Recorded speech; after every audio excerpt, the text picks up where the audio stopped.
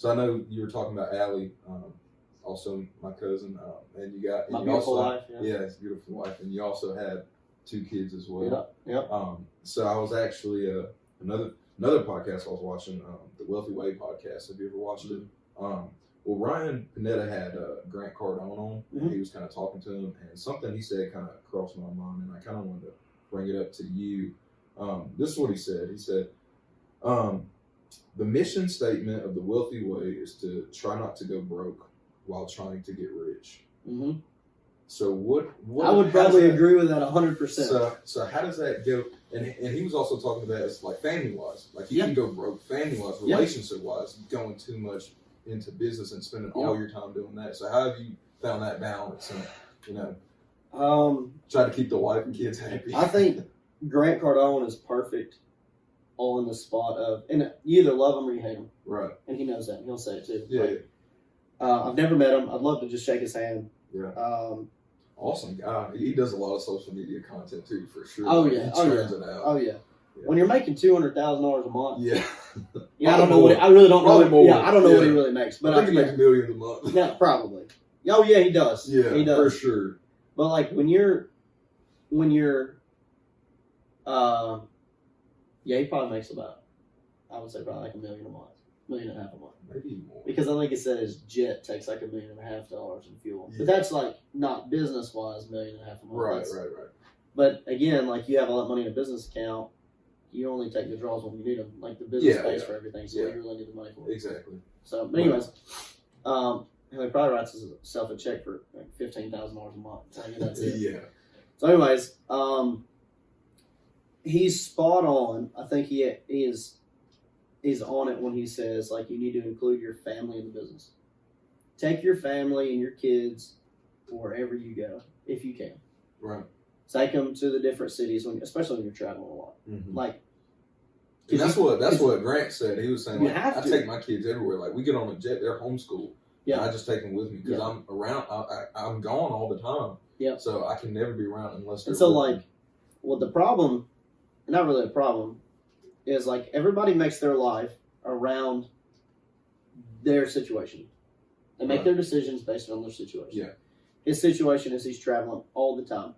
And he's not somebody that wants to be away from his family. Yeah. And his wife does a lot of the traveling too. Yeah. She does her own shows and her own not stand-ups, but speaking engagements, stuff like that. Mm-hmm. Like she does her own thing. Right. So, and a lot of stuff they do together, of course. Yeah. But if they're going to be traveling a lot, they need to take their kids because they would never be home. Exactly. And then you have a nanny or somebody raising your kids. Yep. I don't want that. No. So, I would say like for us, like Riley's 6, and she is understanding like the business side. Okay. So she's like, I'm going to buy these sunglasses. I'm going to sell these things. I'm going to start a lemonade stand. I'm going to buy this house. This is what awesome. Here's where you should put the toilet next to the refrigerator. It would be so funny. Everybody would love the house. Like things like that. Like she's like, she really is like understanding it, right? Mm-hmm. She's understanding money. She bought her own dinner the other night, which was insane. Absolutely. She didn't want what we were eating. And Allie said, you can either eat what we're eating or you can buy your own dinner. And she was like, I want to buy some pizza. You can't go wrong with spending your money on food. No. But she was like, I want to buy some pizza. Yeah. And Allie's like, $16. Go give me $16. But she went in her little envelope with her money and she pulled it out. And Allie said, this is what it is with tip. And this is how much tip is, whatever. Awesome. Pizza guy came to the door and she handed the money and I just was handed the guy the money, took the pizza back, gave it to her, and then we respected it because we were like, can we have a piece or can we have a piece of cheesy bread or whatever? And she was like, first she says no because I paid for it, and we're like, okay, well then I need you to get out because we pay for all this other stuff. Yeah. She's like, okay. So like, include your family in this business. So like, I went to a conference, a multifamily conference a while back, and one of the guys like really talked about family and business and what can happen. Is you can be out there. There's two things. You can be out there building $1 million business, and you'll be worth $1 million. But you go home, $1 million in the bank account, whatever. But you go home to a house full of strangers. Mm-hmm. So you're out here building this business for your family, and then when you turn 40, 50 years old, you turn around and your kids have graduated high school, don't know who you are. Your wife doesn't know who you are. Yeah. Next thing you know, you're getting a divorce. Yeah. Like exactly. For me, if my wife's not in it, my kids aren't in it. and I don't know them, there's no reason. There's no point. Right, it's your drive. Yeah, there's no point in doing anything because now you're at home in an empty home, and you with a stranger. Your wife's a stranger now, Exactly. and eventually your kids are going to leave, and it's just going to be y'all two again. Right. Like so, right now you have this cushion of like the kids are your topics of discussion. You're going to sports, and you're going to this. We just went to a parent teacher conference, whatever. Like that's where your lives are revolving. But after like if you're not working on your marriage and your relationships, once your kids leave the nest, like there's nothing there. Yeah. So, that would be. I was gonna say something else. There's two things, but I would say like house full of strangers is like the one thing you want to avoid. And so like going like the topic that you said about like going broke, getting rich, whatever. You could go broke financially. Yeah. It's super easy. Yeah. It's super easy. If you're trying to do big things, like there's people who are just trying to do like one house at a time. Yeah. And they're saving up, and then they buy another house. Saving up.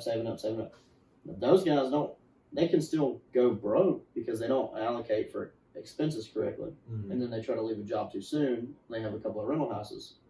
And then they don't rent, or there's a problem, like they have a busted water pipe, but they don't have a clue how to fix it. Like, next thing you know, you got a $600 plumbing bill for something easy, like or interest rates shoot up not to 7%.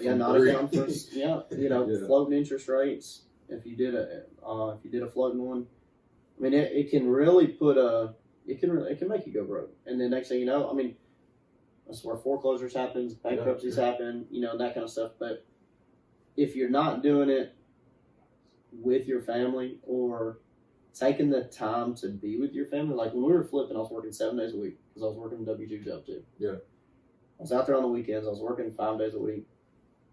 And we got to a point where I was like never home. And I was like, we're trying to work. It's like we were willing to do what.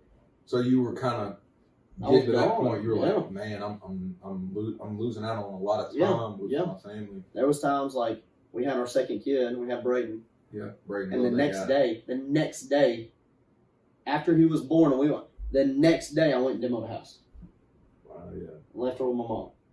And I Does was that like, eat you up inside now? Like to think no, about not that. Man? Yes, she gives me hell for it. Does she? But like, does that hurt you at all though? It's like, dang. When I went to Austria, that's what hurt me. That's okay. Like when I was going that for was 4 before months. Braden, right? Yes. Yeah.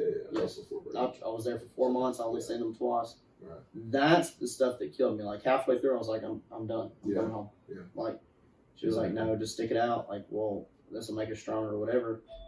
We'll work through it. But like, like when I left, like no, because I was there for my son being born. Mm-hmm. We got everything together. We went home, and then I went and demoed a house. But I was home that afternoon. Yeah. And I was only 20 minutes away. Right. So that didn't like really. Didn't eat at you like. What eats me up with that is like knowing that she could have really needed me and I wasn't And there you weren't because there. I decided to go work. Yeah. Right. So like, and there was guys to do it. So like, but I wanted to be there.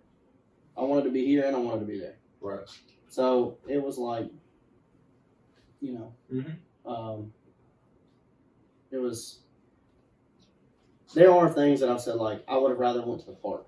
Yeah. I'd be standing at the house on a Saturday and I'm like, I would rather be at the park.